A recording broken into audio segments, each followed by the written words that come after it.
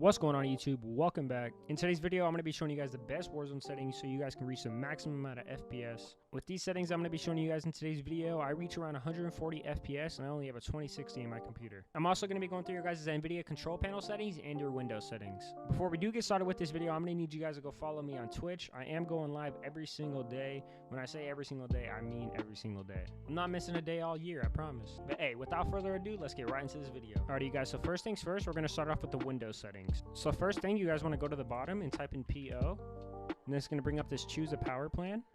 And then when you guys are here, not a lot of people tell you about this, but you have this ultimate performance option, and to unlock that you have to go into the command prompt. The main reason why it isn't here is because for laptops it's not recommended. If you guys are on a laptop though, I do recommend that you guys just enable high performance, but if you guys are on a desktop, I will be showing you guys how to activate ultimate performance. So to enable ultimate performance, you guys are going to want to go to the bottom and type in CMD and then run this as administrator, and then paste in command prompt what I have in the description.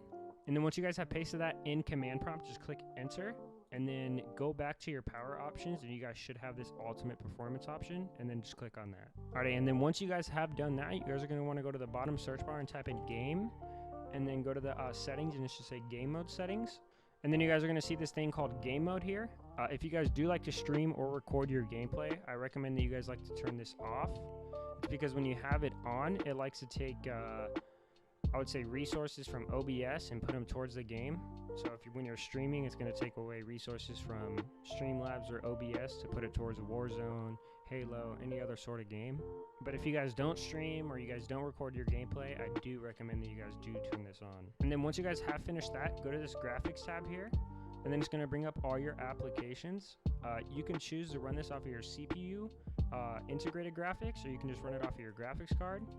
So as far as like Microsoft Edge, when I first installed my computer, it had this under my GPU. So make sure that you guys change this to your CPU, because let's say you're playing Warzone and you open Microsoft Edge, it's going to lower your FPS because Microsoft Edge is using your 2060 to render at 1080p 60 FPS video. So yeah, make sure you guys do go into these settings and do change this to your CPU. And then as far as like these other games here, obviously change these to your graphics card, but more than likely it's going to just say high performance, so that means it's on your graphics card already. And then after you guys have done that, just go back to the gaming tab right here. And then once you guys are on here, go to the Xbox game bar, and then make sure you guys have this off. There's no need for this to be on. All Xbox game bar does is basically like GeForce Experience. It's just through Xbox. Alright you guys, so that's all for the Windows settings. Now let's move into the Nvidia control panel. If you guys are on Windows 10, you guys can just right click and go to your Nvidia control panel here. But I'm on Windows 11, so I have to go to the search bar here and type in Nvidia control panel. And then once you guys are in the Nvidia control panel, make sure you guys change this first tab to use the advanced 3D image settings, so then it knows to use these 3D settings that you put. And then just make sure to pause the video and just copy all these settings that I have here. The only thing that I really change is just the power management mode, preferring that to prefer max performance. And then I put the texture filtering to high performance. And then I believe that is it. If you guys notice anything else, just change it. So that is basically everything for the Nvidia control panel settings. I'll be showing you guys the Warzone settings now. And then starting on the graphics tab with display, always make sure to keep your display mode on full screen, so then you're not receiving any like input lag or any latency lag. And then as display monitor, obviously make sure to have that on your first monitor, and then your display adapter, obviously your graphics card. Your screen refresh rate, whatever your refresh rate is of your monitor. So if you play on a 144 Hz monitor, put 144. I play on a 240, so I put 240. And then render resolution, I just keep that at 100. And then dynamic resolution. Now let's say you actually have performance issues with your game. This is a great setting to put on. When I had a 1060, this saved me from not quitting this game and uninstalling it. I would just enable this, and then when you are inside a game, whenever you do notice the lag, so let's say you hit like 80 FPS and you start to lag or whatever, or 70 FPS or whatever, but just say that you just want to put this to your average FPS basically. So just put that to your average FPS, and then whenever it hits this FPS limit, it's going to drop the resolution instead of dropping your frames. And then VSync, obviously keep that off. And then custom frame rate, if you guys are wanting to put a custom frame rate, do not use the one that is inside of Warzone. Use the one that is inside your Nvidia control panel. Nvidia highlights disabled, and then refresh low latency. I just keep that enabled. Some people have enabled plus boost, but I've never had any problem with just keeping it on enabled, so I'm just going to keep it on enabled. Alrighty, you guys, into the quality settings. For field of view, I like playing at 120. If you guys are on a lower end system, I recommend not going anything above 110, because like it shows in this picture here, if you're on 120, you have a lot more to render versus being on 100. See, like when you're on 60, geez, dude, that has to be just miserable to play on 60. Like, see, on 120, you're obviously rendering way more.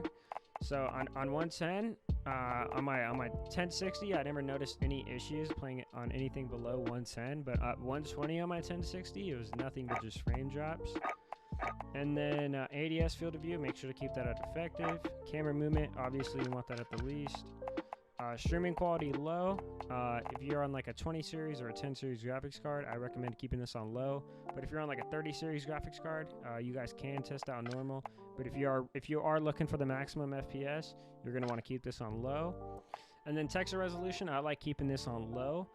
If you don't really care about how your game looks, I guess you can just go very low. If you just want to see, you know, 300 FPS, but your game looks like pixelated as hell, just keep it on very low. But I like keeping it on low. And then texture filter, anisotropic, I like keeping this on low. Particle quality low. Bulk impact and sprays, this is very CPU intensive, so keep this on disabled. Tensillation, it's not a big deal to me, so I keep it on disabled. This emerald and gorb effects, this used to not be in the quality settings. This used to be just in your display settings, but make sure to disable this. On-demand texture streaming, if you are receiving packet loss issues, this is probably one of the issues why, or reasons why you're receiving packet loss, is because you have this on. I'll talk more about packet loss in a second. And then you have filming strength here, and then film grain right here. I like keep these all on 0. And then Nvidia DLS, this is another thing I want to talk about here. On the 1060, I always kept this on performance. I never had any FPS drops on performance. When I had this disabled, like I said, with the other options, it was nothing but FPS drops. This is a lifesaver. Like, this is truly a lifesaver. This will enable anti-aliasing though, but it's not that big of a deal. If you want your game to look good, make sure to put this on performance. Test this out, see how your game performs. If it performs better, keep it on. If it doesn't, obviously turn it off. If you're on a very, very, very low end system, do ultra performance, but the game looks absolutely terrible. Anti-aliasing, I like keeping off. If you want the game to look more smoother, I don't really know how to explain it, but the game definitely feels smoother with anti-aliasing. But I like going for the highest FPS. I like having no input lag whatsoever, so I keep anti-aliasing off. And then depth of field is disabled. Motion blur, I absolutely hate with a passion, so I disable that. Shadows, I see people with shadows all the way low like this. I can see people standing around a corner. I can see their shadow on the ground. I have no problem with these settings whatsoever, with these shadow settings. Now, obviously, having all the settings down to low is obviously going to give you the most amount of FPS. If you guys are still experiencing issues, you guys have to make sure to try out DLS, see how it is on ultra performance on performance. And if you're still having issues, you guys have to make sure that you put the dynamic resolution on whatever your average FPS is to see if it helps with it at all. And then there's another thing I wanted to talk about is packet loss. That is the last topic I wanted to talk about, because packet loss is something I've been experiencing forever. If you are receiving packet loss, and 95% sure it is your internet. Now, you can tell me you have 500 megabytes up, 10 megabytes down. It does not matter. If you are receiving packet loss issues, it's more than likely your internet. Now, when Warzone tells you that your latency is 40, it's more than likely not 40.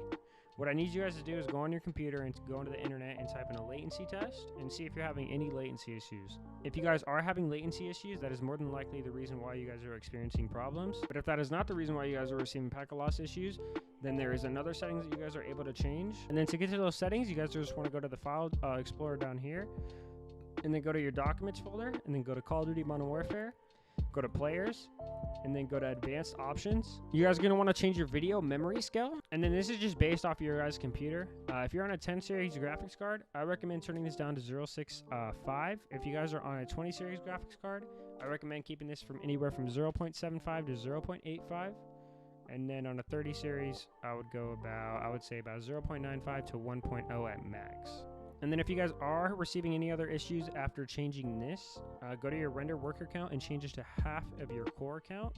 So you guys, to get to that, is go to the Windows settings, go to Task Manager here, go to Performance, and then I have 12 cores here. But when I first launched Warzone, this was set to 11. I haven't had any issues with it whatsoever, so I just kept it there.